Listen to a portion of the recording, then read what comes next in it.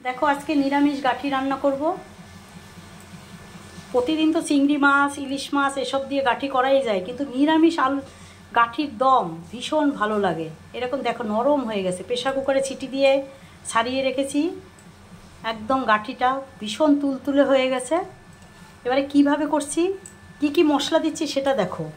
এখানে একটা টমেটো এরকম পাতলা পাতলা করে কেটে রেখেছি, দিয়ে দেব হাফ চামচ জিরের গুঁড়ো, 1 চামচ লাল লঙ্কার গুঁড়ো, দিয়ে দেব হলুদ পরিমাণ মতন, আর দেব নুন পরিমাণ মতন,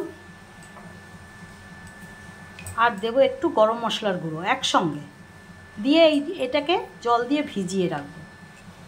যখন রান্না করব তখন তা প্রয়োজন হবে। দেখো এরকম জলে মশলাটা ভিজিয়ে রাখি আমি রান্নায়, তাইলে একদম বাটা মশলার স্বাদটা পাওয়া যায়। মাছ দিয়ে তো খাওয়া হয়, নিরামিষ দারুণ লাগে, সেটাই আমি করছি। যারা মাছ না খায় তারাও তো খাবে, তারা নিরামিষ করে খাবে এভাবে করে, তাই আজকে আমি নিরামিষ দেখাচ্ছি।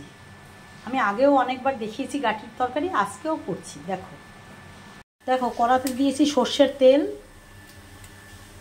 গাঠি দম করব, আর দিয়ে দিচ্ছি একটা তেজপাতা, সাদা জিরে দিয়েছি, একটু ভালো করে ফোড়নটা হবে।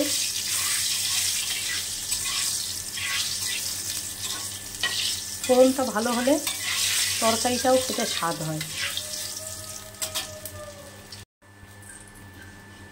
এই যে মশলাটা ভিজিয়ে রেখেছি আমি, বাটা মশলার মতন লাগে ভিজিয়ে রাখলে, তাই আমি ভিজিয়েই রাখি। এভাবে যখন রান্না করি তখন কড়াতে দিয়ে দেব।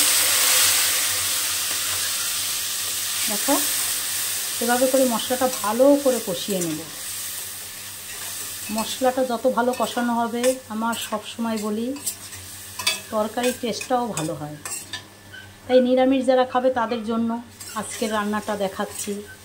অনেকেই আমাকে বলেছে নিরামিষ দেখাতে, তাই আজকে দেখাচ্ছি।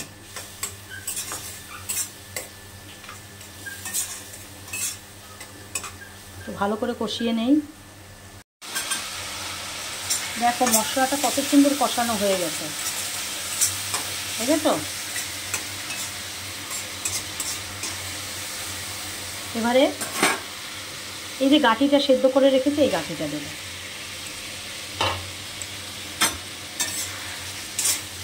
অনেকেই গাঠির তরকারি পছন্দ করে, আমরাও পছন্দ করি, তাই করি মাঝে মধ্যেই।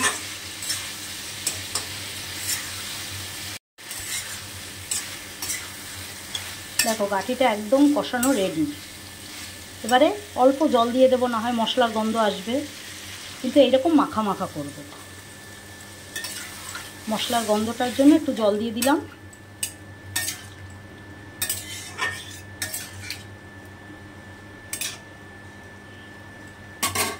এবার ঢাকা দিয়ে দেই। দেখো গাঠিটা কত সুন্দর হচ্ছে। দিয়ে দিচ্ছি 5টা কাঁচা লঙ্কা, কারণ নিরামিষ তো একটু ঝাল ঝাল হলে ভালো লাগে, প্রচুর একটু ঝাল না হলে ভালো লাগে না। আরও শুকনো শুকনো হবে, যেহেতু এটা দম। দেখো গাঠিগুলো কত সুন্দর নরম হয়েছে, দেখেছো?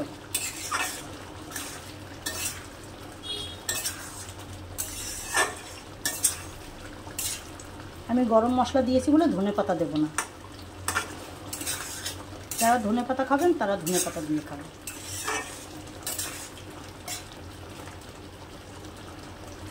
দেখো কত সুন্দর হয়েছে।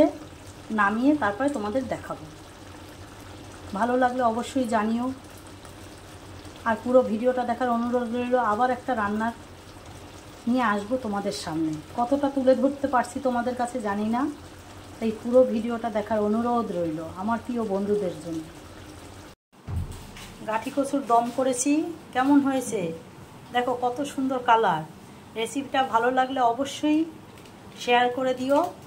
আর এরকম নিরামিষ দিনে চিন্তা করতে হবে না, এরকম একটা তরকারি বা দম থাকলে।